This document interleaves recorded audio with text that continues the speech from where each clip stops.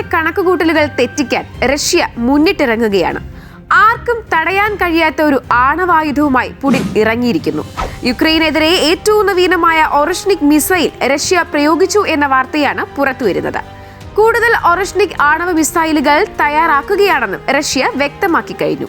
നിലവിൽ സ്ഫോടക വസ്തുക്കൾ ഇല്ലാത്ത ഗതിവേഗം കൊണ്ടുള്ള ആഘാതത്തിൽ നാശം വിതയ്ക്കുന്ന മിസൈലാണ് റഷ്യ യുക്രൈനിൽ ഉപയോഗിച്ചത്. അപ്പോൾ ശരിക്കുള്ള ഒറഷ്നിക് മിസൈൽ പ്രയോഗിച്ചാൽ സ്ഥിതി എന്താകും? യുക്രൈൻ മാത്രമല്ല, അമേരിക്കയും ഒറഷ്നിക് ആണവ മിസൈലുകളെ ആശങ്കയോടെയാണ് കാണുന്നത്. അമേരിക്കൻ പ്രതിരോധ സംവിധാനങ്ങളെ തകർക്കാൻ പറ്റുന്ന ആണവായുധം എന്ന് പറയുമ്പോൾ അത് നിസ്സാരക്കാരനല്ല. ഇനി ഒറഷ്നിക് മിസൈൽ എന്താണെന്നല്ലേ? റഷ്യയുടെ ഏറ്റവും നൂതന ആയുധങ്ങളിലൊന്നാണ് ഈ ഒറഷ്നിക് മിസൈൽ.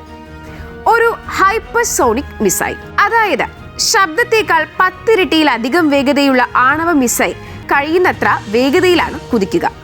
ഒറഷ്നിക് മിസൈലിനെ തടുക്കാൻ ലോകത്ത് നിലവിലുള്ള ഒരു വ്യോമ പ്രതിരോധ സംവിധാനത്തിനും കഴിയില്ലെന്ന് റഷ്യ അവകാശപ്പെടുന്നു.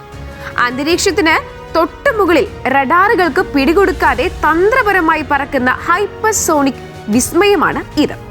വെറും 5 മിനിറ്റിനുള്ളിൽ ഏത് സ്ഥലത്തെയും ചാരമാക്കാൻ ശേഷിയുള്ള മിസൈൽ. സെക്കൻഡിൽ ഏകദേശം 3 കിലോമീറ്ററാണ് സഞ്ചാരവേഗം. Multiple independently targetable re entry vehicle സാങ്കേതിക വിദ്യയാണ് ഇതിൽ ഉപയോഗിക്കുന്നത്. ആകാശത്ത് വെച്ച് മിസൈൽ പിളർന്ന് അതിൽ നിന്ന് 6ഓളം പോർമുനകൾ വ്യത്യസ്ത ലക്ഷ്യത്തിലേക്ക് ഒരേ സമയം കുതിക്കുകയും ചെയ്യും. ആണവായുധങ്ങൾ വഹിക്കാൻ ശേഷിയുള്ളതാണ് ഈ മിസൈൽ. ഒന്നിലധികം വാർഹെഡുകളെയോ ആണവ പേലോഡുകളെയോ വഹിക്കുമത്രേ.